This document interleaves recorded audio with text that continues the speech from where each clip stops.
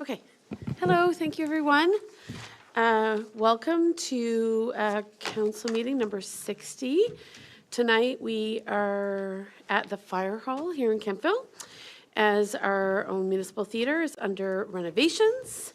Thank you once again to our intrepid AV team who I think weren't sure they were coming back, but here you are supporting more meetings. So we appreciate your work. And as everyone knows, the meeting is being live streamed thanks to the folks in the back. So appreciate that. Before calling the meeting to order, I just wanted to let you know that obviously as we mark the holiday season, not only do we have many individuals celebrating Christmas in our community, but it is also the time of Hanukkah.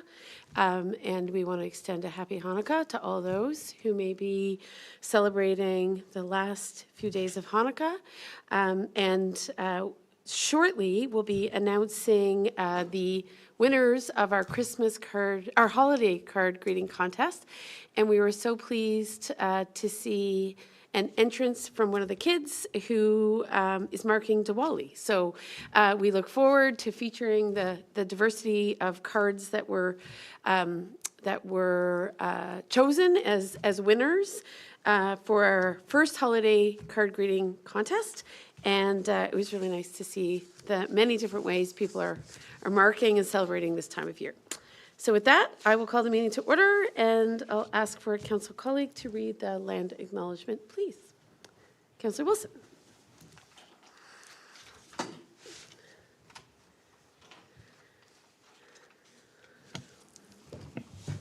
The municipality of North Grenville acknowledges that the municipality operates on the territory of the Anishinaabe.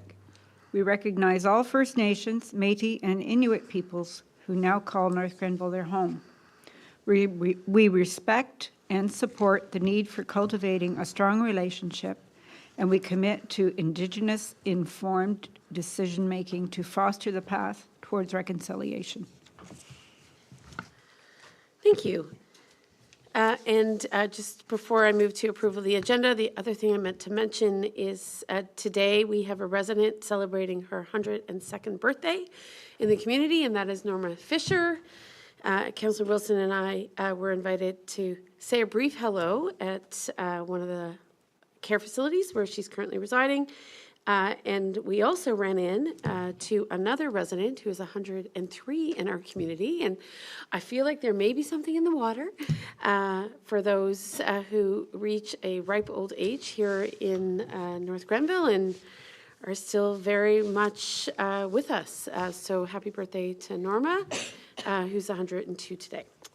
So with that, I'll move to the approval of the agenda for December 13th. A mover and a seconder, please. Thank you. Councillor Barclay, Councillor Strachan, and I'll call the vote. All in favor? Thank you. We don't have a closed session today. Any disclosures of interest, colleagues, in regards to perceived or real financial benefit or loss? Seeing none, I'll move on. And we have the pleasure of hearing a delegation next in regards to North Grenville's population study. So I'll invite our representative from KPMG to come and lend some insight into projected growth, population realities in our community. I have to say that I've always felt, and I think that this report will help to validate this, that we had a mini baby boom during the pandemic. Of course, we might not have been the only ones, but when we recently were in the Christmas parade, the hundreds and hundreds and hundreds of kids we saw as part of our parade, I think really highlighted the fact that we are definitely a growing community, and I think we're a community of many different ages and stages of life. So we look forward to your presentation. Absolutely. Thank you. Good evening, Your Worship and members of Council.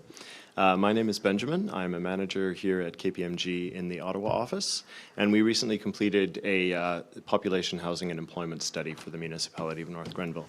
So we do have some slides. Excellent. So I'd like to walk you through the highlights of the report today. If we could go to the next slide. We'll essentially run through some of the key features, starting with the scope and purpose, reason why we're here today speaking about this. Some interesting trends we've noted about how North Grenville has been growing in recent years. We'll take a look at the population and housing projections and also projections for the employment lands before taking a look at the available land supply and pointing out a few different options that are available for us for the municipality to shepherd that development into different spaces within the community. So if you could go to the next slide. The purpose of the study, if you can see the slides, across the bottom you'll see a few key questions that were driving the way that we approached this. We took essentially a three-stage approach, starting with asking the question, what has driven growth in North Grenville? What have been the historical factors that have really been shaping the municipality up until the present? And then to turn the question to the future and say, how will these trends continue to shape the future? And to get to the real question of the evening, which is, what does the municipality need to do to prepare? And we may not be able to fully solve that, but we can at least put some ideas out for consideration. If we'll turn to the next slide. So starting with housing growth over the past 10 years to 2021, there has been quite a healthy growth in the available housing supply within North Grenville, as I'm sure you are aware. We saw growth of 13% over the 5-year period to 2016, and then a slight reduction in growth to 9% over the 5-year period to 2021. An interesting trend that we did see is a shift in the type of housing that's being built from predominantly single detached housing, which is the light green bar across the bottom, to an increasing mix of different housing typologies, including row homes, low-rise apartments, semi-detached units. So the prevalence of those units among what's being built in the municipality has been going up. And our model has that increase in these mixed housing typologies projected into the future to see what the housing mix will look like going forward. Turning to the workforce, we're looking at growth in the different employment sectors in North Grenville. The largest growth, 33%, is that teal color at the bottom there, which corresponds to professional, scientific, and technical services. We also saw a large growth in public administration at 14%. So we believe that this kind of development is happening among professional people who may be working for places that allow them to work a little bit more at a distance. So growth in remote work, whether it's part-time or full-time working remote, we think that these sectors support working from home, essentially, as we've seen as a trend in recent years. It's worth pointing out that there's been some decent growth in the construction sector, which is that 11% on the bottom right-hand corner, and also growth in healthcare and social assistance. Which brings us to the slide across the bottom, which I think I find, the table across the bottom, I find very interesting to see that this is a breakdown of the population of North Grenville by age group. And we're seeing a bit of a surge in population, or a concentration of population aged between about 55 to about 70 years old as a sort of critical mass of people. So that growth in healthcare and social assistance that we see in the top right might be associated with growth in services oriented towards seniors. And in our population growth model, we really do see a continued growth in the number of seniors that are living in North Grenville, corresponding to that population cohort who's sort of aging up to retirement and past. So if we could move to the next slide. And of course, I will welcome questions at the end of the presentation, and absolutely happy to discuss any of these things with you. In terms of population and housing projections, we've seen population growth in North Grenville that slightly outpaced the City of Ottawa for the past 10 years, and our projections see that population growth continuing slightly to outpace the City of Ottawa. For reference, the City of Ottawa grew at 8%, North Grenville grew at 9% over the past 5 years. And we also project that North Grenville will accommodate 50% of the total projected growth across Leeds and Grenville. We created a model that had a slightly higher growth rate, reaching a total population of 36,000 by 2046, which showed much more of the Leeds and Grenville total county-wide growth being concentrated within North Grenville. We thought that growth will be a little bit more distributed across the different municipalities going forward, but North Grenville will continue to take the bulk of the growth across the United Counties. Of course, this population growth will drive new demand for housing. Many of it will be for seniors, but there is also some growth in the young family sector or segment. And of course, we have some projections for the total built mix of dwellings by type. If current trends continue, we'll see a gradual decrease in the relative prevalence of single detached houses from 83% down to 71% by 2046, so over the 25-year period of this study. And corresponding increases in the row houses and the low-rise apartments. And that's projecting out from current shifts in the way that housing is being constructed. I will point out that at the end of the model, we have a total population reaching about 30,000 in 11,345 dwelling units. To the next slide, please. Turning over to employment lands, there is quite an allocation of employment land within North Grenville for highway-oriented commercial and industrial. We took a look at some of the recent trends in new development and pointed out that there is some new development along Highway 416 happening closer to the City of Ottawa, so on the Ottawa side of the border. For that reason, in our model, we projected that highway-oriented development will come to North Grenville, but a little bit more in the long term. We're not seeing a lot of immediate pressure for highway-oriented development at this time. Distance work in the knowledge economy, as I mentioned earlier, is becoming a much more common way of working, which we believe will increase the demand for housing in North Grenville, but it won't have a corresponding increase in demand for employment lands. So people who are remote working won't necessarily need a physical place to work in North Grenville because they'll be working from home or they'll be occasionally commuting to offices, most likely in the City of Ottawa. In terms of retail and services, we have seen a little bit of a drop-off in demand for retail and services. Of course, Kemptville Colonnade has provided some good retail expansion space in recent years. We're also pointing out that senior-oriented services are often co-located with seniors' residences, so you'll often have a seniors' residence that has some additional supports available on site. So even though there might be employment growth in that sector, it doesn't necessarily need additional employment lands. And as I mentioned, there is a decline in the retail sector. So in terms of the overall demand for employment in commercial lands, we don't really predict major shifts versus the 2017 population housing and employment forecast that North Grenville had previously adopted. We're not really seeing a major increase. That report did have a conservative estimate for how much employment land would be required, and we're essentially saying that it's not off the mark in terms of how employment land is being required within the municipality. A prediction of approximately 40 hectares of land required for employment to 2046 across the scope of the study. To the next slide, which brings us to the interesting question of land supply. North Grenville is a fantastic, diverse community. We've got 8 hamlets located across the municipality. We did an assessment of the available development land within the hamlets and identified that about 456 new homes could be accommodated within the urban boundary of the 8 hamlets that's outside of Kemptville. Of course, those would continue to be large lot only, on-site water, wastewater service, according to that development type. Within Kemptville, the large area of land identified for development now is the northwest quadrant.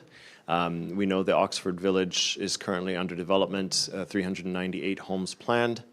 Our estimates project that there's a range of somewhere between 1,900 to just shy of 5,000 additional homes that could be built in that space. Very likely that it would be at the lower end of that range, just again, given trends in the way that dense development happens. Of course, if everybody is living in low-rise apartments, you can fit a lot more people on that piece of land. But you know, if you're building in the way that housing is typically developed, for example, along the lines of what Oxford Village is doing, correct me if I'm wrong on the name there, you'd be looking more in that about 2,000 new dwelling units could be accommodated in that space.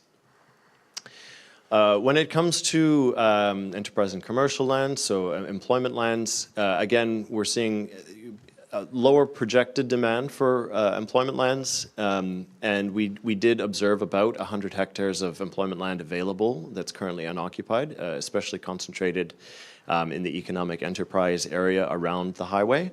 And in the next slide, and let's turn to the next slide, we have identified a few of those lands that could be potential candidates for some further investigation, given that so much of the development pressure that's happening within North Grenville is in housing. So on this slide, we've seen a number of parcels that were identified for a few different reasons as potential candidates for new housing expansion within the municipality. The parcels of land that are concentrated around Highway 416 were identified as currently vacant employment lands that could be subject to further consideration, going through, of course, all the proper municipal processes, considering their official plan designations. We were looking for land that was within or adjacent to the urban boundary, adjacent or near to existing water and sewer servicing, near major transportation, with the advantage being that it doesn't increase traffic along Road 43 through the community. And then, of course, of a sufficient size to consider for further action. And of course, an official plan designation that is not currently for housing. So including the hamlets and the northwest quadrant as the two main existing housing development areas, we identified about 700 hectares of land that could be potentially used for future housing development, with an estimate range, if it were all single-family or single-detached housing, from about 5,200 homes to a high end of 12,000 homes. And again, much more likely to sort of land in the lower lower end of that range, depending on the housing typologies that are built in discussions that you'll have, of course, with new developers. And it's important to note that even though this land might be made available over time, it doesn't necessarily mean that it will be immediately developed. It takes time for the development community to respond. It takes time for property owners to make decisions to change the use or development status of land, as I'm sure you know. So if those numbers seem high, don't be afraid. It will take time for those types of housing developments to take place. If we could turn to the next slide. And as a final note for us, before I open up for questions, we identified a number of policy responses that could be available to accommodate this growth. One, in addition to current and planned policy measures that your staff have identified to us, the town might also consider a special zoning for senior-oriented development. Again, a lot of the growth that's happening in North Grenville is among seniors. So if seniors' housing may benefit from a faster rezoning process, it's something that the municipality might consider some special attention to. Certainly affordability incentives like density incentives could be offered to developers who provide affordable housing. Housing is, you'll see in the main report, housing is more affordable in North Grenville than it is in Ottawa or other surrounding communities, but housing affordability continues to be a challenge for many people. So measures that will increase affordability are identified in the report. We mentioned that you may consider offering a seniors relocation benefit. It is a challenge to move for a person of any age.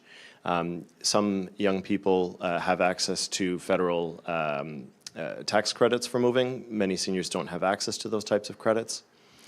Other bylaw updates would be required, of course, to permit the types of development that we identified on those lands. And one other piece is concentrating development around transit corridors.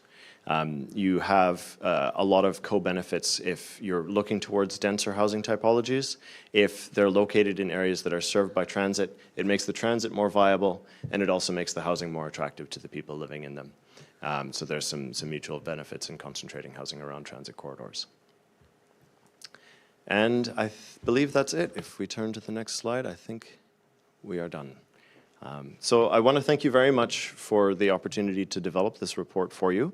It was a pleasure working with your staff, and I'm absolutely open to questions. Thank you. If I might, council colleagues, I want to ask a question. I guess I'm not left with the same impression in terms of us being primarily a seniors-oriented community. I recognize that they're a demographic force in North Grenville, but when I look at not the presentation you provided this evening, but to the other report that is part of our package this evening, what I note is a 13% increase in 25 to 29 years old, a 14% increase from 30 to 34 years old, and a 27% increase from 35 to 39 years old. I also note that there's nearly 3,000 children from the ages of 0 to 14. And while certainly I do recognize that we are in a very attractive community for seniors and we want to continue to facilitate that, I think as a council, I think we've been trying to pay very careful attention to the fact that we are seeing growth in certain younger populations. And I guess I am surprised that some of your recommendations focus so much on seniors when I think to be a thriving community, we also have to invest in younger families and allow them to stay here and want to be here. And to your point with hybrid work options, I think that is becoming more viable. The data that you provided, apart from the stats I've referenced, do note that we saw a decline of 21% in the 50 to 54-year-old set. So I'm trying to figure out why that would be happening. I think by that age, actually, many individuals are no longer actively parenting. I'm not that one of those because I'm in my early 50s and still actively parenting school-age kids. But do you have any insight? My worry about how we talk about growth in North Grenville is that we are only emphasizing the growth in one demographic, then we lose sight of the importance of trying to create and invest in a quality of life that does ensure that families not only start here, which is what your data reveals, many young families are moving here, but perhaps not as many are staying here, or once their kids are raised, they're like, okay, we're good, and they take off for a bit, and maybe they come back to retire. Could you lend some insight into that? Absolutely, yes. Thank you, Your Worship. And I do apologize if I overemphasized the seniors in my presentation this evening. The report is a little bit more balanced than that. I think I pointed out a trend and then may have sort of repeated it. We're definitely seeing growth in the young family segment as well. There are, as you mentioned in the report, there are strong indications that young families are moving to North Grenville, staying in North Grenville. As you say, people are having children in North Grenville. And a lot of the development options that we identified, we believe are suitable for that segment. So especially housing that has closer access to the highway and housing that is in those mixed typologies, so row homes, especially row homes, are more affordable and attractive to those family demographics, absolutely.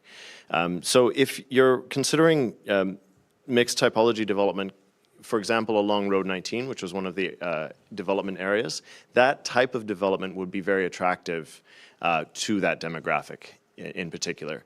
And you'll see in some other communities around, for example, Arnprior or Carleton Place, that they're also doing a lot of that.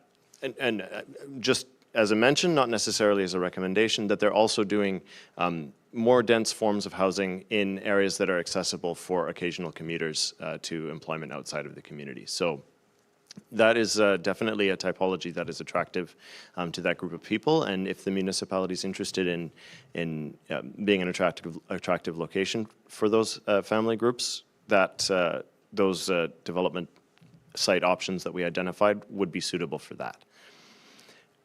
Okay. Council colleagues, other questions or comments? Deputy Mayor, go ahead. I'll just weigh in.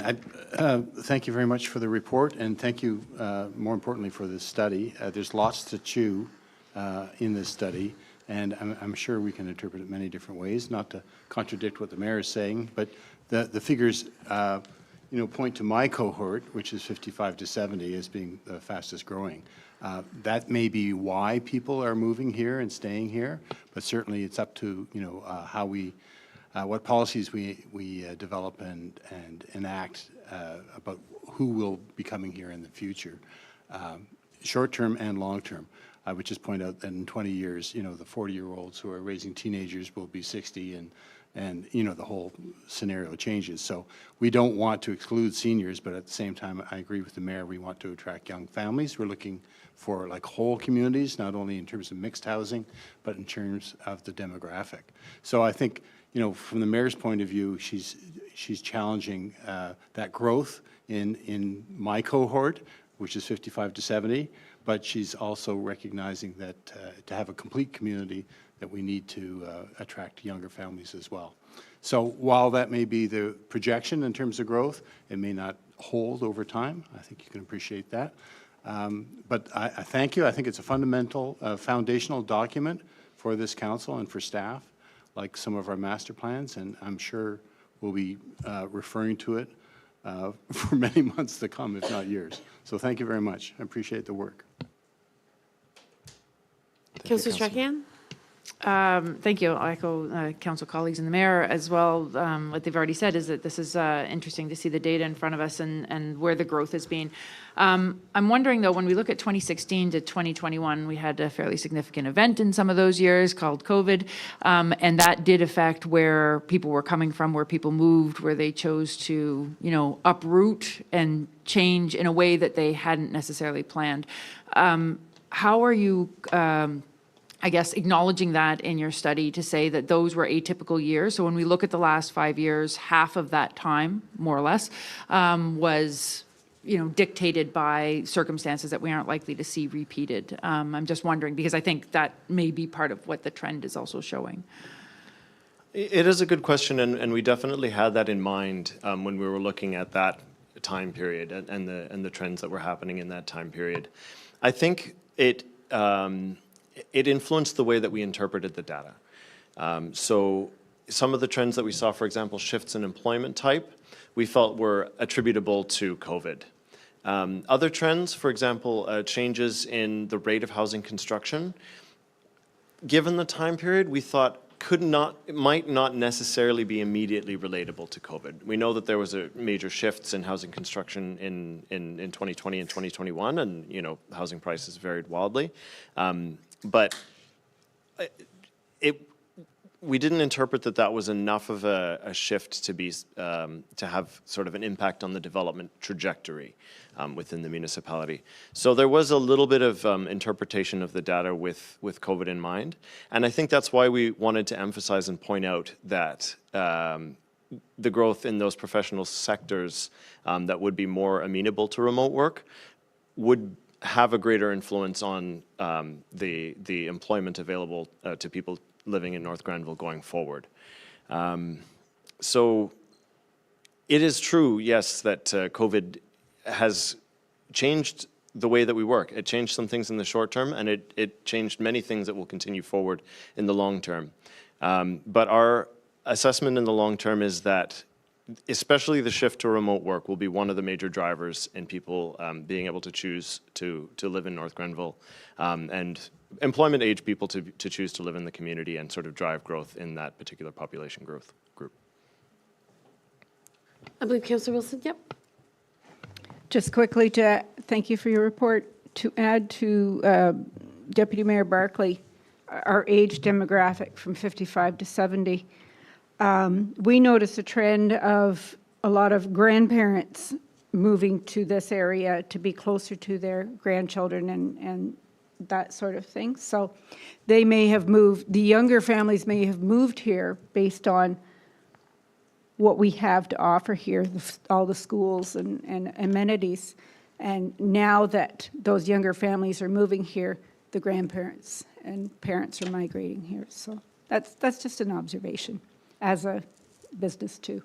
Thank you. Thanks. So I think that's a very good point, Councillor Wilson. I think all of this information is very useful, and I think we're thrilled that we're able to attract so many different residents here. But once again, the average age of residents in the municipality is 43.8, while the median age is 46.4. So when we talk about a seniors community, I'm not sure, right? I understand that the growth is partly being driven by seniors, but I think it's important, as I see on your slides, to recognize that 63% of the population is between 15 and 64.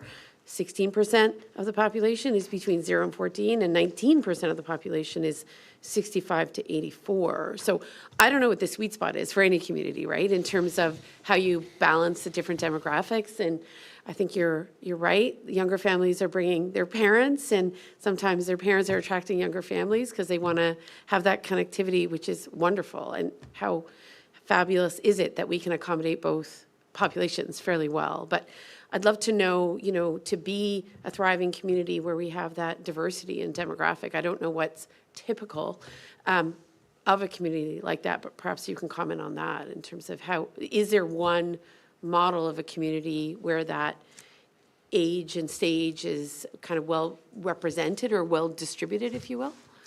I think that every community is different. And I think that North Grenville has a lot of, let's say, competitive advantages that would speak to different demographic groups to move here for different reasons. I think that if you're trying to attract different demographic groups to move here, you would really want to look into the factors that would influence their decision on where to live. Affordability is one thing we commented on in the report. If a person has the flexibility to sort of choose where they want to live, currently North Grenville is a more affordable place to own a home than, for example, the city of Ottawa. And proximity to the city of Ottawa is certainly another one for employment age people.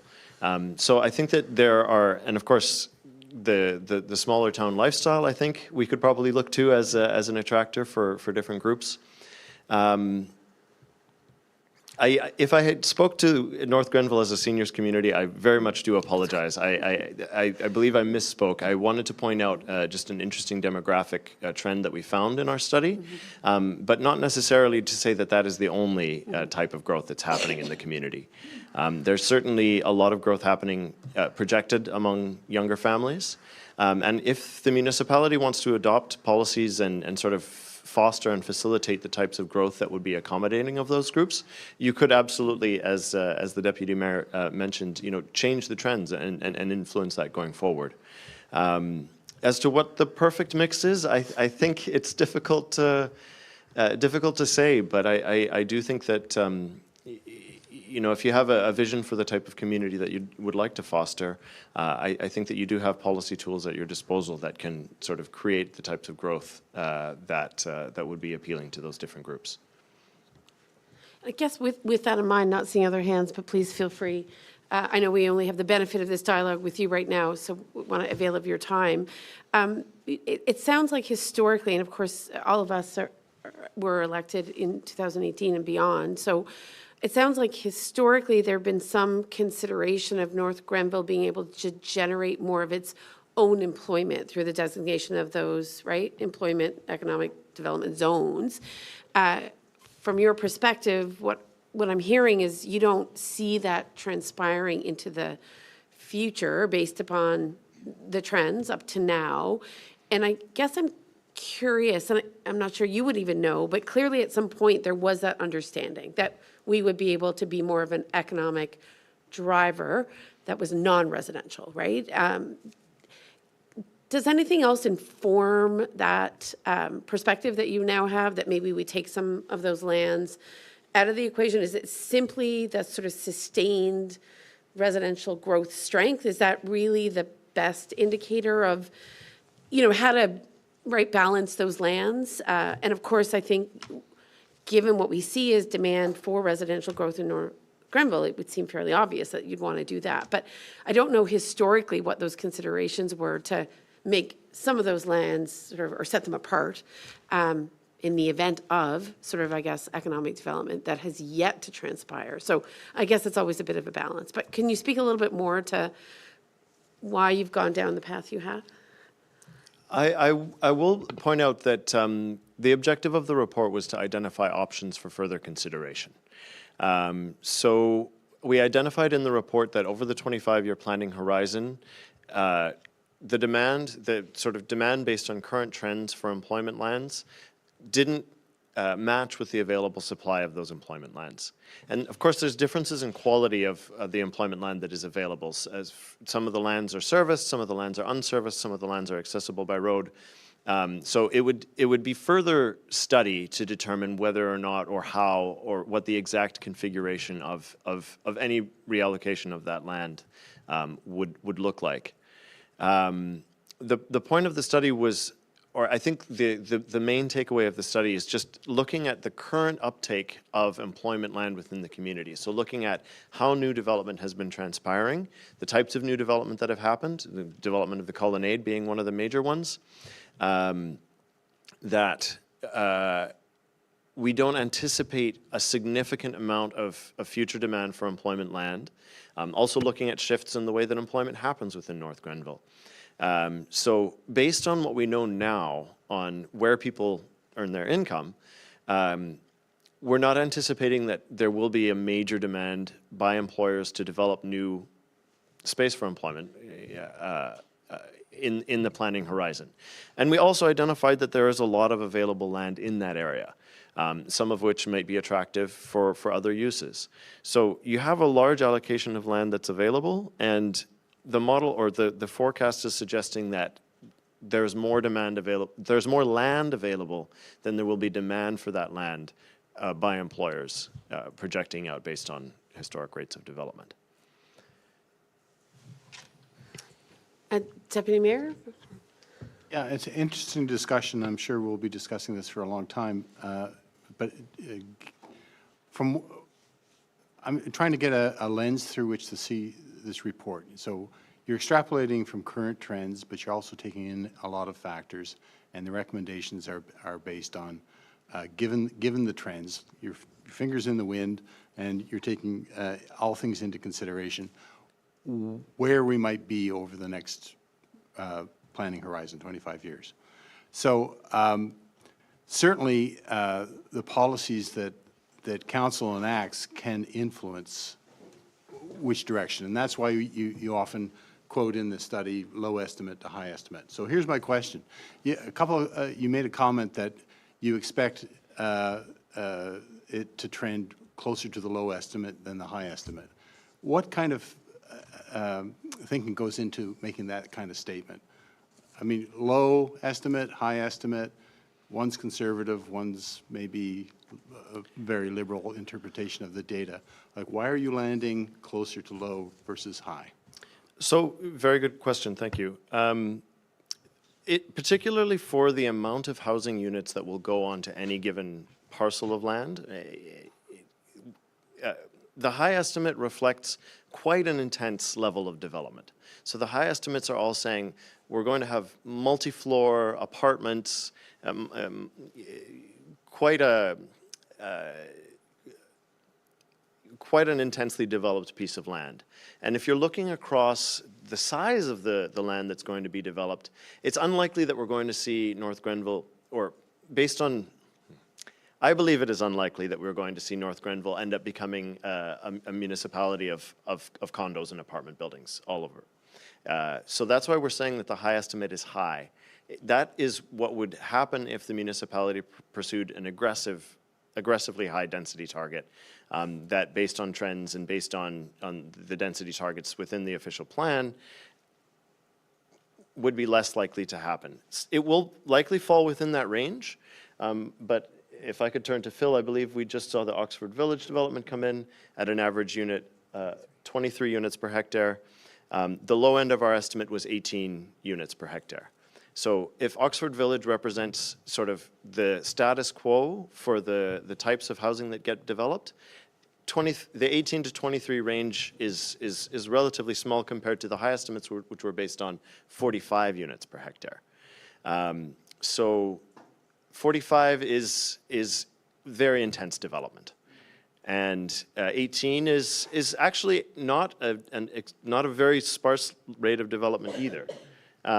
So if you're looking at Oxford Village as again, as you say, marker in the wind, it's closer to the 18 end of the range than the 45 end of the range, which is why I spoke to that today.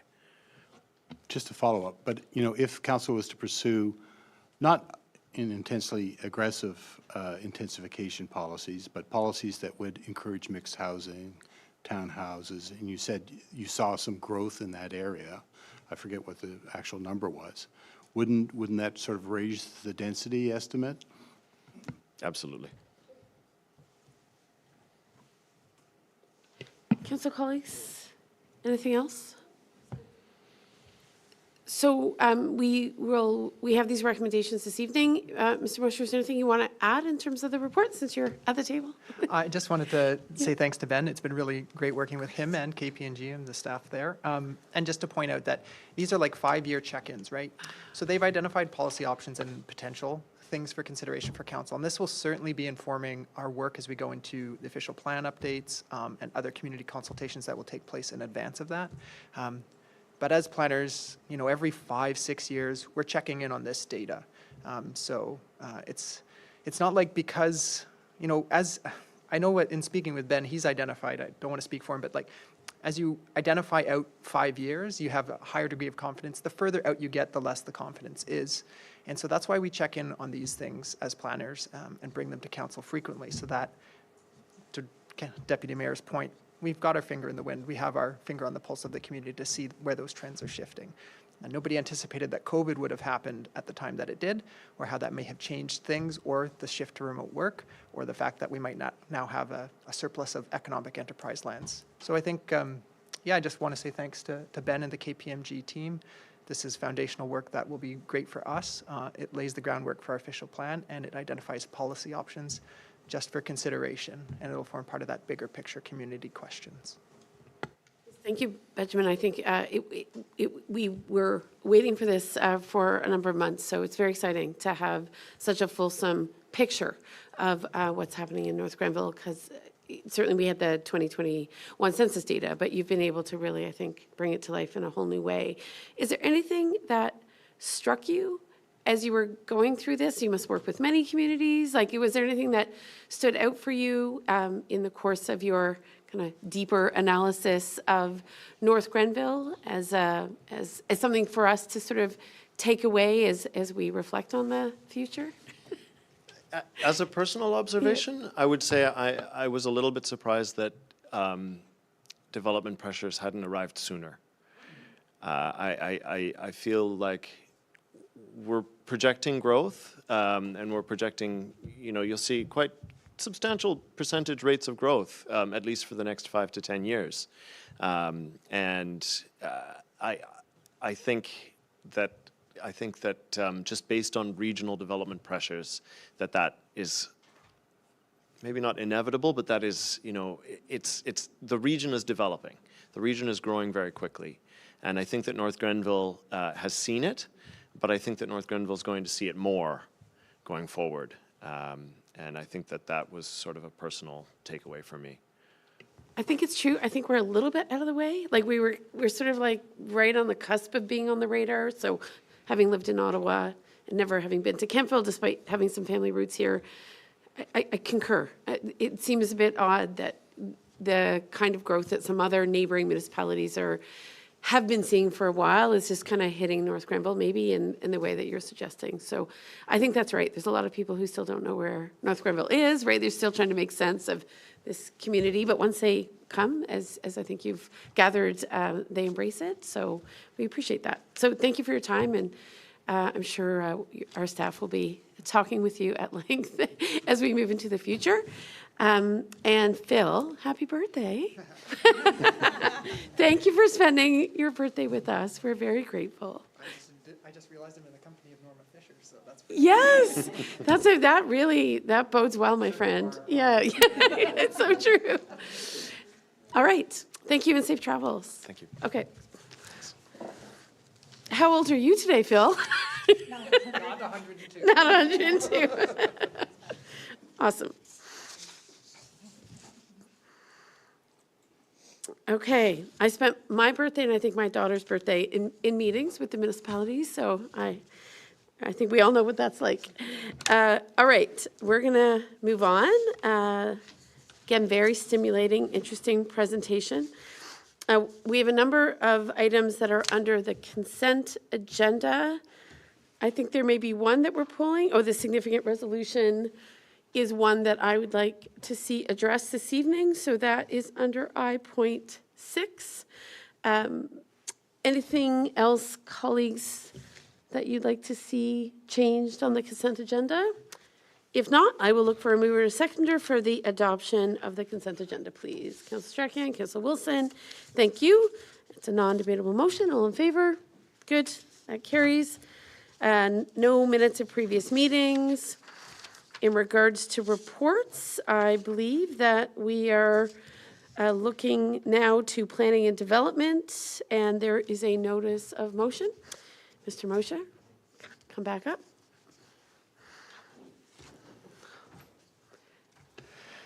Thank you, Your Worship. Yes, I think this is a bit overdue.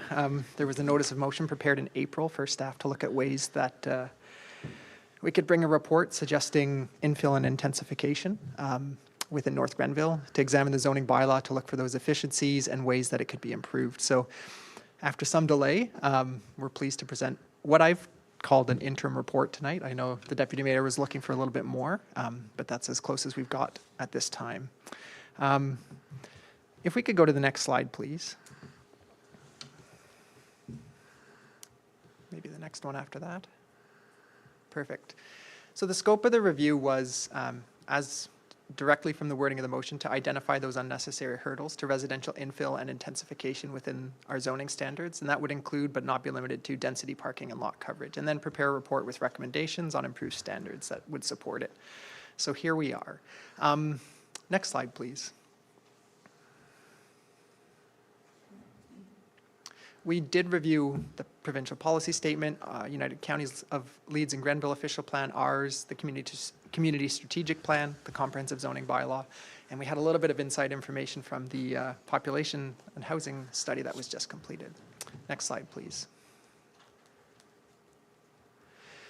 So the key findings is that we did identify sort of 3 areas after several reviews of the zoning bylaw that are sort of 3 categories that it could be actioned. And there's the low-hanging fruit, then there's some areas that would probably benefit from a little bit more study, and then there's some areas that would probably benefit from quite a bit more study. In terms of low-hanging fruit, what we've seen is that the comprehensive zoning bylaws that exist today, it does reflect a bit of an older zone standard in terms of lot fabric, especially within the urban area of Kemptville. It's kind of that post-war zone standard of a 50-foot by 100-foot lot.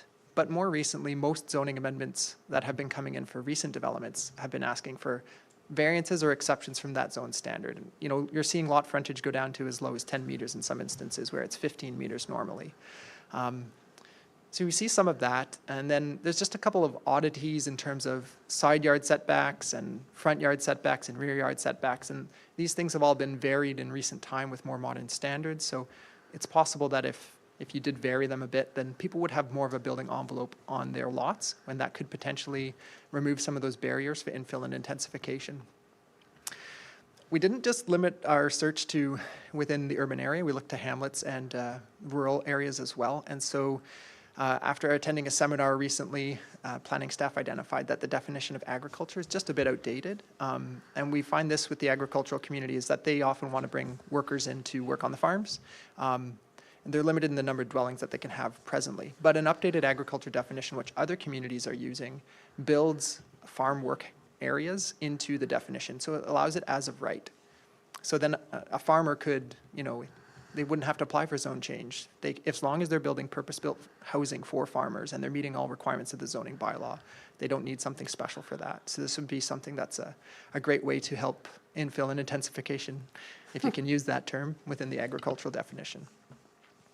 But the other thing too, and this was pointed out in Ben's report, is that we did see some success with infill and intensification within the Kemptville urban area. Approximately 18% of all units that were built within that area were considered to be infill intensification. I think it's about 105 dwelling units. The official plan target is 20%, so that's not bad with the last 10 years of data. Parking is just a really tough nut to crack. I know that there's been a lot of discussions about parking within the community for a lot of recent developments. There's some studies and reports that were cited in the reference section, and they're very interesting. I recommend them for further reading. But what we find is that parking and density are just very closely related, and there is always a cost of parking. And I guess the thing that was interesting that I learned as we started to do this research was that, we don't think about the cost of parking, but it has a value. It means that if you're spending the money on those parking spaces, you're not necessarily spending the money on something else that could be occupying that space, such as a building or a income-generating property, like a residence or something like that. So there's a cost of parking, and it's obviously something needed in the community, but it's very difficult to kind of quantify it. So there's some ideas for maybe further study for parking, but no policy recommendations at this point. Lot coverage is still unknown. Lot coverage, I think, is probably going to be one of the biggest barriers in the older part of Kemptville to allow for infill and intensification. We do see like traditional ditches and storm pipes, and we just don't really know their capacity. And it's great to allow for infill and intensification, but if we don't know that it's not going to cause flooding or stress to the municipal systems, then it's not necessarily prudent to proceed. So with the stormwater master plan that's being undertaken, this question is being looked at. What's the theoretical maximum of lot coverage within the urban serviced area, within older parts where the system's there that could be occupied by buildings and structures? And I think once we get some of that data, we'll be able to report back whether or not lot coverage could be increased. So again, still some unknowns there, not a lot of low-hanging fruit. We think that maybe with parking, you could do a pilot study. A couple of ideas are thrown out in the report. And then another thing that's sort of interesting is maybe you could consider trying a two-zone residential system. The R1 and R2 zones are kind of obsolete because the province has said you can have up to 3 dwellings on most properties within all places in Ontario. So you could really examine, do those zone categories, the older ones, really still work? Maybe you'd have like a low density or low to mid density zone category and then a medium to high density zone category, and just have 2 of those. In some of the older parts of town, there is a big block of R3, like within the Jack Joseph, Victoria Avenue parking area. That is still mostly occupied by singles, but theoretically they could all construct townhouses and triplexes if they wish to. So that's something that may benefit from even temporary zoning if council wished, but it's not a low-hanging fruit that's identified in this report. Next slide, please. So some other easy measures, garden suites. There's this interesting thing under the Planning Act. They're a type of dwelling that it's allowed to be there for a specific person for 20 years, and then after the person is no longer there, the garden suite must be removed. However, now you have up to 2 additional dwelling units on a property, so you could say that once the garden suite has served its purpose, it could just be converted into a accessory dwelling unit as long as it complied with all of the zone rules. Again, talked about redefining agriculture. Another change that the province has made is while you can have an additional dwelling unit within your home and then a detached additional dwelling unit on your property, a detached one, sorry, you could have the 2 dwellings in the primary residence. So if you did that, then you wouldn't be allowed to have the detached additional unit, and we just need to modernize our zone standards. We have some provisions in there about site plan development adjacent wetlands. This is no longer valid with some of the changes the province has made, but we still need to make sure that if it's within 30 meters of a watercourse, that site plan would be required. And then again, talked about standardizing some of those interior side yard setbacks and other setbacks to just allow more of the footprint to be built on. Next slide, please. But again, just more side yard, rear yard, lot frontages, other zone standards. These have asterisks next to them because they could be, depending on how it's considered or communicated or discussed or debated, could be quite controversial. And I don't mean that in any sort of alarmist way or anything like that, but if you're going from a 15-meter frontage and that's the lot fabric for my neighborhood or someone's neighborhood, and then you're going down to 10-meter lot frontages, it could be seen as something that's a bit of an affront to existing lot fabric. So just a word of caution, I suppose, as that's considered in future. Next slide, please. Again, we talked about parking, the 2-zone residential system. I won't repeat myself, but you could use temporary zoning for the 2-zone residential system. For the parking thing, You could look at potentially, is there a municipal lot? You could have an overnight permit parking system or some area where there's a high conflict parking issues that occur frequently in a residential area, and you could have a temporary on-street permit parking system. We've had some initial conversations with bylaw. We don't know exactly how that would be rolled out, but I think a pilot study would give good information that could then feed into if you wanted to make lasting change. Next slide, please. And then, yes, lot coverage, that's the one I think it's until we know that information about our theoretical maximum, or if it's prudent, it's just premature to say have higher lot coverage. Within newer subdivisions with newer storm systems that are being built and designed for this higher lot coverage, it makes sense. You see lot coverage as high as 50% or no restriction on lot coverage for some places. But again, their storm systems are designed to handle that.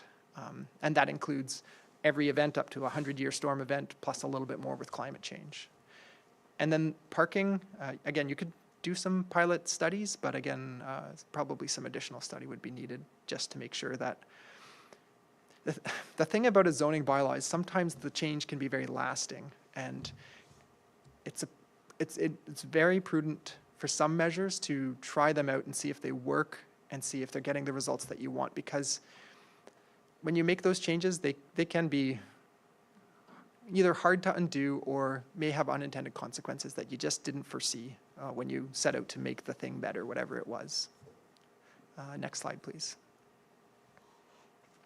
Those are the resources used, some of them, and I'm happy to answer any questions. Great, thank you. I have a question. I was just listening to an announcement by, I think, the federal government that they're working with CHMC now on a catalog of potentially pre-approved, right, housing models. And I heard an interview just yesterday with one of the researchers who had proposed in the post-World War II era, when they were looking at a lot of bungalows for veterans. They sort of had a catalog of sort of approved housing types, if you will. So one of the suggestions was many municipalities or many homeowners or small developers who might want to build a quadplex, 4 units. Really, they have to hire an architect. They have to kind of think about, well, how could they do this? And my understanding is CHMC is sort of saying, well, let's try to make it easier for you. So you have something that if you came to the municipality of North Grenville, and should some of our zoning provisions allow for it, you kind of have something to work with. Do you see that as being aligned with, I think, the intention of a report like this? Or is that more sort of on the building planning side? I think part of the intention of Deputy Mayor's want for you to bring us back recommendations was to try to simplify and help property owners understand what could be built. So I'm just curious about any feedback on that. It got quite a bit of fanfare yesterday, this announcement around a catalog of housing typologies. Yeah, thank you for the question, Your Worship. Yes, we did hear about that, and we thought it was a good idea. It's actually something that within our Housing Accelerator Fund application, we had proposed that we would have some stock drawings that could be used for additional dwelling units to incent those types. It's not in contravention or competing with zoning, but it's just slightly that other side of the coin. I would say it's more the building side. Yeah, architects, building code, all of that stuff is very much supporting zoning. And if the zoning rules allow it, then a pre-built plan is a great option. But it's not something we looked at in terms of how to modernize or update our zone bylaw, because yeah, the plans are not a zoning matter. So, but again, it's on our radar, and it's something that we think is a good idea. And I guess that's the question, right? How do you accommodate these dwelling units, if you will, right, within zoning and given some of the other setback and parking provisions, right, that may or may not create the right environment, right, I guess, for some of those housing typologies to be, I guess, more prominent, if you will, in North Grenville. So I totally accept, and nor would I understand that that's more kind of building than it is planning. I was just curious to know, like, how you felt about the compatibility, if you will, of that particular initiative. Yeah, Thank you. Again, it's one side of the same coin, and Yeah. they're both addressing the same thing. Right. If the rules are more streamlined and allow for the houses to be built, Right. and then I have a prefab Yeah. thing I can pull off the shelf, that makes it even easier. Okay. Any other questions, Deputy Mayor? Sure. I was waiting for my council colleagues to weigh in because I probably have too much to say about the interim report. All good. Thank you very much. I appreciate it. But just to following up on your comment, Madam Mayor, that I think the last great housing crisis we had was at the end of the Second World War, and we're all familiar with veterans' homes, and no doubt they looked like cookie-cutter houses. And so certainly the elements to your Housing Accelerator Fund proposal that included like some standard drawings, fully engineered drawings, would be part of the mix in terms of providing homes to be built faster. But some of those plans may not fit in the urban area. And again, my focus has been on downtown intensification. So I really truly appreciate the fact that you're looking at you took my suggestion, that was my lens that I was looking through, and that you took my request for a report and you extrapolated that to the entire urban service area, which is valid, and more importantly, looked at the hamlet settlement areas too and what we could do out there. And there are other challenges in terms of removing roadblocks or obstacles or barriers, whatever you want to call it. So I appreciate the scope of what you looked at.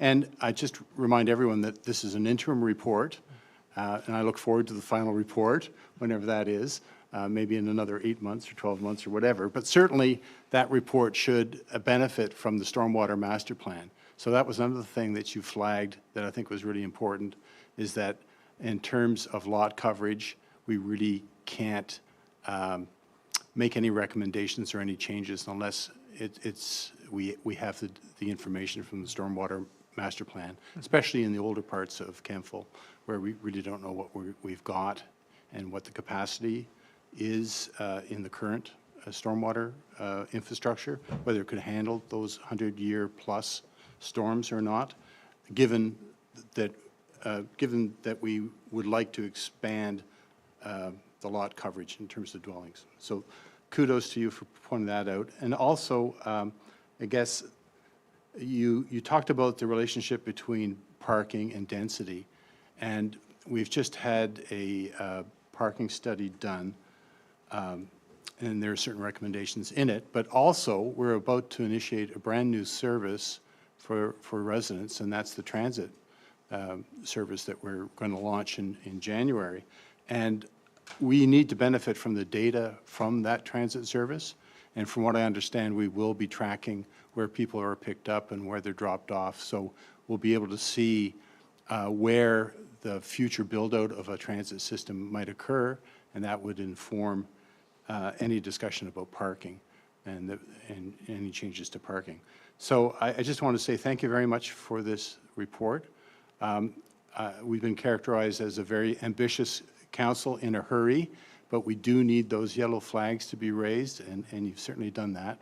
I would like to see some action on the low-hanging fruit, as you described it, the easily implemented measures that we could take, that there are no yellow flags attached to them, that we could go forward on it. So while we wait for a final report, I would like to make a motion right now, and I believe I did some wordsmithing with the clerk.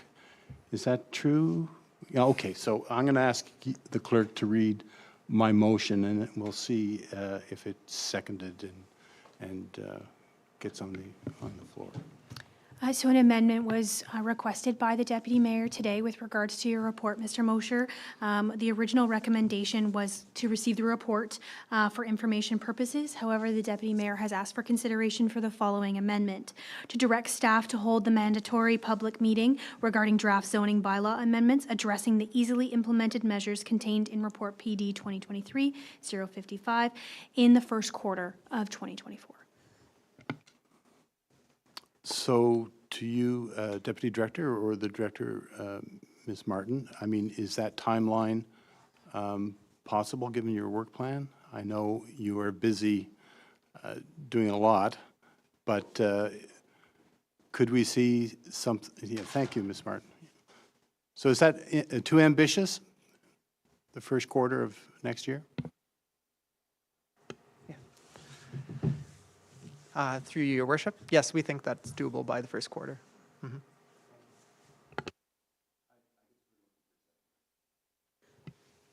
Is there a seconder for that particular motion? I think it's not evident to me what the zoning bylaw changes are that would necessitate that public meeting, so, yeah. Okay, so any time a zoning bylaw is changed, you have to hold a public meeting right. under the Planning Act. You may recall that at the start of this year, we brought forward some housekeeping amendments to the zoning Yes. bylaw. We published notice in a local newspaper, had a public meeting, residents could come and attend and ask questions. We'd prepare a report. So yeah, any of these easily implementable ones, a few changes to the things about garden suites, the definition of agriculture, additional dwelling units, land adjacent to the environmental protection, that's the wetland zone, interior side yards for lots on municipal water and sewer, reduction in rear yard requirements, reduction in lot frontage, again, that's with the asterisk next to it. Those are the things that were kind of identified as low-hanging fruit. And just a quick follow-up before I go to colleagues. Would you regard those as housekeeping? Are they sort of in the spirit of housekeeping or more of an evolution of our? Thank you, Your Worship. I'd say a bit of both, yeah. Okay. Yeah, certainly the definition things, the garden suites, the additional dwelling units, the lot frontage and the zone standards, those are a little bit more complex. And would they all be dealt with at one time? Is that the idea? That's what you, Yeah. that's what it would be advertised as. Understood. Yeah. Okay. I'll go to Councillor Strachan and then Wilson. Thank you, through Madam Mayor. Thank you very much for producing this report. I think what is highlighted here is the opportunity to push to the minimums and further reduce down to that. So, you know, where we have made exceptions previously, and now we're saying, well, that exception is now becoming the norm. So, you know, the setbacks become smaller and smaller. Yes, I know Bill 23, acquainted with that, but, you know, are we saying that we need to go to those limits? And we think that that's a wise decision from an environmental perspective when we start talking about the proximity to wetlands and so on. So I guess the only flags that this raises to me is that we're now going to be making everything down to those minimum standards, even though those were by exception maybe previously. So I'm wondering for this motion that the Deputy Mayor has put forward, this amended motion, if we're talking about a public consultation, but we're saying these are housekeeping measures, is there really an influence that could come from these public consultations that would change your opinion to say that these minimum standards should be moved forward? Because to me, I'm just cautious on this, that if we say now it's down to, you know, from 9 meters, 12 meters down to 6 meters, whatever the number is, well, then we get an application for us asking for 5 meters. And I know it's always to council, and I know that's going to be your answer, that the council can make that decision. But it seems to be one of these things, you know, you give an inch, take a mile kind of thing. So I'm just being cautious in the approach that's being taken to these housekeeping measures. Through you, Your Worship. Yeah, and so, sorry, housekeeping, I meant that in the way that, like, that's a report that had come forward in the past. And again, like, well, some of these may be housekeeping measures, some of them are not, and they require more robust discussion. And absolutely, as planners, like, at public meetings and in advance of them, people bring forward submissions and comments, and these things are valid and they inform the process by which zoning bylaws are changed, and so that can change opinions. Yeah, and I guess another note about the wetlands is, it's not to say they're not important, not in any way, shape, or form. It's that changes through recent legislation scoped down where site plan control, so there's a mechanism where you can have a contract between an owner and the municipality to control development, is allowed to be applied. So previously, North Grenville was able to apply site plan control within 120 meters of a wetland, but we can't do that any longer with site plan control through the changes to the Act. We can still do so within 30 meters of a watercourse. So that is the one change. And I do view that as housekeeping, not to say that wetlands aren't important or those setbacks are not important, but just in that regard, it's that we don't have the legislative standing to continue to have that requirement within our zoning bylaw. And that's for some, it's a criteria-based section of the bylaw, it's section 6.24, and it talks about if you can meet all these measures, you can develop next to the environmental feature. So those measures will still be there. I think there's 7 or 8 of them, absent the requirement for a site plan control within 120 meters of the wetland. So I hope that helps a bit. Yeah, it does certainly, and if I can just add to this, Madam Mayor, I think that with this list of the easily implemented items, there's sort of a mix of housekeeping and ones that require, further thought and consideration. I know you've mentioned that in the report here, that some require a more robust conversation. I think it would be helpful to make sure that there's a clear distinction between those items so that we're not lumping them all together and it becomes de facto that these are just the changes that are going to move forward because they're all globally considered housekeeping. So I think that distinction is very important and would be helpful moving forward. Thank you. Councillor Wilson? Thank you, through you, Madam Mayor. I'm not really knowing what was asked, and I just question and want to know why the timeline for the first quarter of the year for it to be done. Is that too quick, or should we consider a longer time? I'm not sure. Yep, it's a great question. I think maybe we can go to staff first. I know we have that official planning review on the horizon, which arguably may incorporate some of these changes, right? So I think we're conscious of that. Also recognize that perhaps there is low-hanging fruit that we can kind of get out of the way, if you will.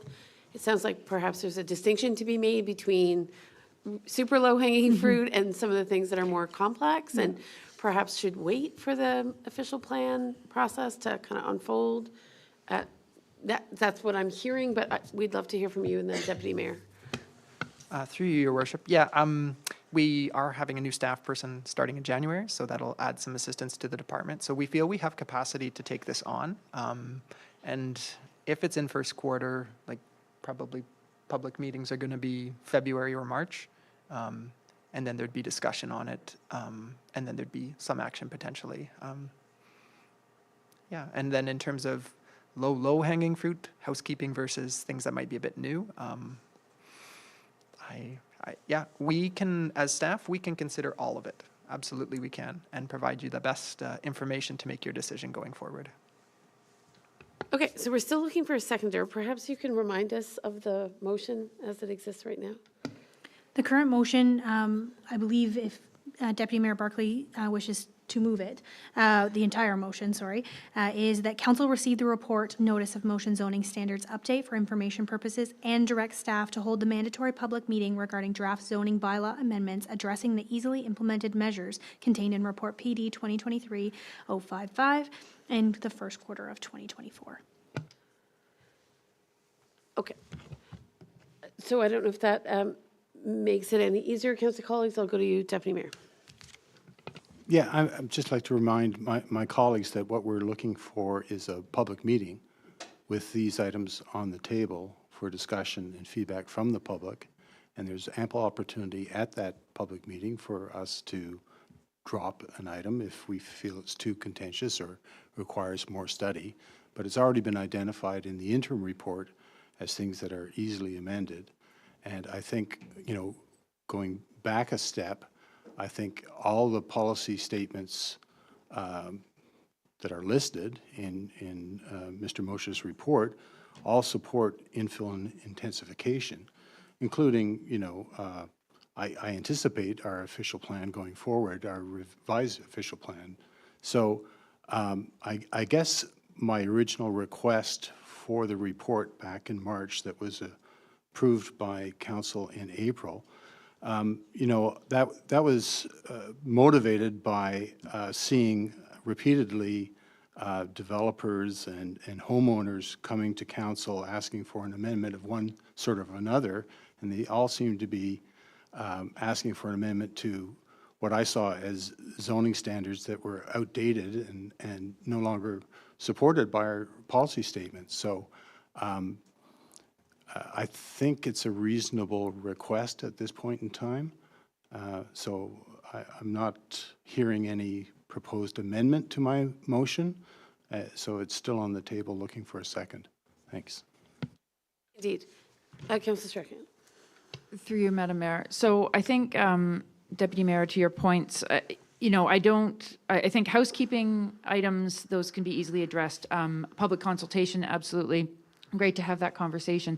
The challenge that I have is that how is this presented to the public? Because I think that matters, right? I think, you know, when we're talking about setbacks and we say, well, this is the current standard, council has approved these in the past, the requests are coming to us from developers saying this, that how residents are informed about what the impact is of this, right? We start talking about making the setback smaller. I mean, we're getting into smaller and smaller spaces, houses are closer and closer together, you know, all of those things that come in there, as well as garages, the conversation about, you know, what does that mean when you talk about emergency responses and so on? You know, if you have a fire in one dwelling and now you don't have that natural separation that we've created, you know, you can have, you know, sort of unintended consequences there. So I think it's not about preventing that conversation from happening or saying that we should have that sooner than later. I'm just wondering if staff has enough time to put the thought into how all of this should be presented as well to residents and developers and any attendees of this public consultation. And I wouldn't want to rush into that part of it because I think that can drive where the conversation goes as well if that's not done with enough thought. I hope that makes sense. It's the time that it takes to get ready for that kind of public consultation, I guess, is what I'm flagging potentially, and not just the consultation itself. Okay, great. I'll recognize Councillor Wilson. Through you, Madam Mayor. I would second the motion based on feedback from the directors here. Okay, sounds good. If they're confident that they can do it and provide the, yeah. Sure, go ahead, Deputy Mayor. Happy to entertain an amendment to Yep. the motion, whether that's regarding setback or the timing of the public meeting, but I don't hear it. And I was going to suggest that maybe we give staff 6 months versus the 3, because I think that would allow for a more reasonable timeline and give us, I mean, we have to be part of this process ultimately too, because that feedback is coming back to us. So that might just give everyone a little more breathing room and a little more comfort to talk through some of the things you've identified. I'm sure you wouldn't really have an objection to that, would you? Okay. Councillor Wilson? I would put forward an amendment Okay, to this for 6 months. great. And I consider it a friendly amendment, so that's Great, fine. wonderful. And I'd open the door to Councillor Stark-Again to remove the interior yard setbacks as a friendly amendment as well, if that would get things moving. I don't think we need to remove any of these things. I think the list is comprehensive and these are areas that should be considered. It was really just to allow staff enough time to Yeah. prepare for it. That's all. So Yep. Q2 is good for me as well.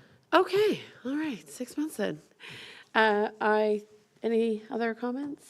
Seeing none, I'll call the question. All in favor? Good. Okay. Okay, wonderful.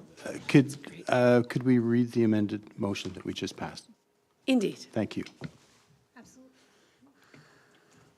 Absolutely, Deputy Mayor. Be it resolved that council receive the report notice of motion zoning standards update for information purposes and to direct staff to hold the mandatory public meeting regarding draft zoning bylaw amendments addressing the easily implemented measures contained in Report PD 2023-055 by the second quarter of 2024 or within 6 months. Good? Okay. Okay, perfect. So we're going to move on. We're going to get you out of here before 9 p.m. Mr. Mosher, given it's your birthday. Other business. Oh, right, under correspondence. Right. Madam gotcha. Mayor, if I might, I would like to ask another question of Mr. Mosher. Indeed. Are we not, have we concluded the discussion? on Yes, your we have. motion? We've had, I just want to know, is this your first celebration of your 39th birthday? I'm reminded of Brent Kelleher, who had 4 or 5 celebrations of his 39th. Is it your first? Okay, thank you. Awesome. All right, so under correspondence, it has come to our attention that we have a significant resolution from our Community Economic Development Advisory Committee. I was there, I believe, of course, Councillor Wilson co-chairs the committee, and that was that council establish a green tech/clean tech task force. I recall that they asked for a mayor's task force, if I'm not mistaken. Councillor Wilson, it doesn't really matter to me, but I believe that that is something that we should address this evening, because I think there was a sense of urgency around the Green Tech, Clean Tech Task Force. So our clerk has kindly prepared some next steps for us to consider, and that is that we direct staff to develop a terms of reference in consultation with CDAC and identify any necessary resources for a report back to council in January. So, thank you. Councillor Strachian. Thank you, Madam Mayor. A question on the general scope of what this is looking to Sorry, cover. can we just get a mover? Oh, Yeah. Can we, and then we can discuss? Does that make sense? Okay, Councillor Wilson, do you want a second, or would you prefer to wait? Councillor Strachian. don't know what I'm Okay, seconding. so understood. All right, go ahead, go ahead. So motion is yet on the table. Please ask your question. Okay, thank you. So just the definition, green tech and clean tech, and what the general scope, I know the terms of reference aren't defined. What is that meant to cover? Yeah, certainly in the economic development strategy that's coming back to us, that came to CDAC, the, one of the sectors, if you will, that was identified for notable potential and further pursuit was green tech, clean tech. So they've identified something that in the economic development strategy that the members of CDAC have gotten quite excited about, and that is potential partnerships around green technology, clean technologies, and as a consequence, there's an appetite certainly at the CDAC table to drill down on what those opportunities look like. So it's very much around climate mitigation, sustainability, and other efforts that would really sort of leverage some of the work being done in other parts of Canada that look very much at how to advance green technology. Maybe, Councillor Wilson, you want to speak more to it? Councillor Wilson, do you want to add anything? No? Okay, that's okay. Councillor Strachan, does that help? Yeah, yes, that's good. Actually, to the whisper that I received in my Okay. left ear here, my next question was going to be that within the terms of reference, that I think there would be great benefit and there'd be much interest from the Environmental Action Advisory Committee to be part of that conversation. It certainly touches on a few of the different areas that we've talked about, not necessarily from an economic development perspective, but just from an environmental perspective writ large. So thank you very much. Okay. That's good feedback for sure. With that in mind, I think at this stage, we're just looking for a mover and a seconder to direct staff to develop the terms of reference and identify any necessary resourcing. Mover and seconder. Oh, and I apologize, Deputy Mayor, looking left, not right. Go ahead. I'm on the wrong end of the table, obviously. Tonight, you are.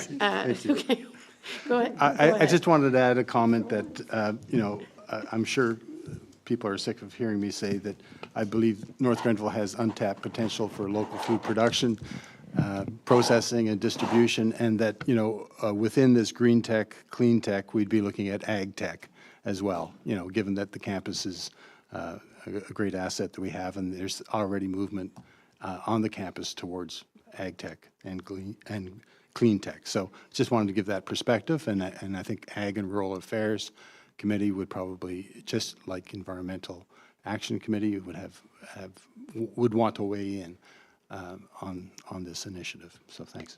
Great. In fact, I think it's more ag tech than any of the other sort of language we're using. Councillor Wilson? I forgot what I was going to ask.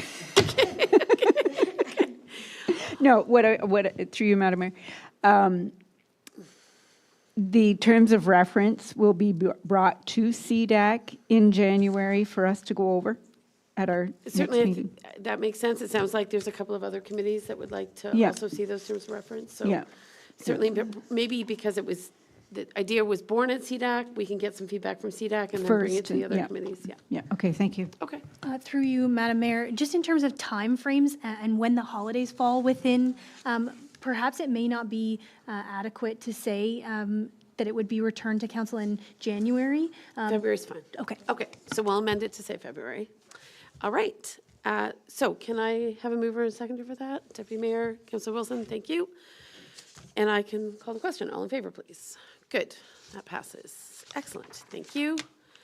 No other business. Moving to, oh, I apologize. Budget update. Correct, thank you. Ms. Dunlop, I think you're giving us a quick budget update in terms of our next steps. Does that make sense? Thank you, Madam Mayor. The budget, we had originally anticipated to do the SMT draft budget submission to council on December the 19th, but due to staffing conflicts and limitations, we are moving that until January. So we will do the first presentation on January the 10th to council, and then we will proceed to a public engagement process, which we will advertise on the website. Great, okay, thank you. Now I can move on to community safety zones, is that right? Okay, excellent. So we have a recommendation, I'm not sure it's a notice of motion? Yes, so through you, Madam Mayor, the clerk's office received a notice of motion this afternoon from Madam Mayor with regards to community safety zones. And with your permission, I would read the notice of motion that was received. Sure. So it's, the recommendation that was received is that council recommend to the United Counties of Leeds and Grenville to designate 2 community safety zones in North Grenville and on county jurisdiction roads, on County Road 18 in front of Oxford on Rideau Elementary School, and on County Road 44 in front of the Kemptville College campus, which I am informed that there are 2 local schools on the campus, and that council requests the United Counties of Leeds and Grenville to investigate speed reductions in community safety zones in North Grenville. Have we missed one in front of Kemptville Public School? Is there a community safety zone? It is. It is currently a safety zone. Correct. Okay. And I think the request to investigate any additional speed reductions may need to be inclusive of County Road 44 in front of Kemptville Public School. I'm not suggesting, but we have fielded some requests around how drivers are using, particularly during school hours, County Road 44 in front of Kemptville Public School as well. So I think we had to be inclusive of that school, at least for now. However, thank you for the reminder that they already have the community safety zone for what is currently a 60-kilometer-an-hour. Okay, so can we just make that one? Just to add the word all community safety zones. Okay, in all community safety zones. All right. Okay, good, thank you. So obviously in conversation with the counties, it's become obvious that they would appreciate this expression of support to go down this path. It is fairly atypical that where we have schools, we wouldn't have designated community safety zones. So through the counties and some communications they've received with parents, where certainly I've been copied, among others, we wanted to sort of get this moving. Can I have a mover and a seconder, please? Or do I need a mover and seconder? Yes, okay. Thank you, Deputy Mayor. Thank you, Councillor Strachan. Any questions or concerns? Okay, I will call the question. All in favor? Good, that carries. Thank you. I think we're nearing the end. Yeah, introduction and consideration of bylaws. We've already addressed our bylaws. We don't have any other members of the public here this evening. No members of the public at the moment. And I understand there's nothing from the media at this time, Chloe? Okay. So then we'll move to close of meeting. And that is at bylaw 122-23 to confirm proceedings of council at its regular meeting held on December 13th, 2023 be adopted and passed. A mover and a seconder, please. Councillor Wilson, Councillor Barclay, thank you. Calling the question, all in favor? Excellent. And motion to adjourn at 8:07. Mover and a seconder, please. Councillor Wilson, Councillor Strachan, thank you. All in favor? Motion to adjourn. All right, we're adjourned. Happy holidays, everyone.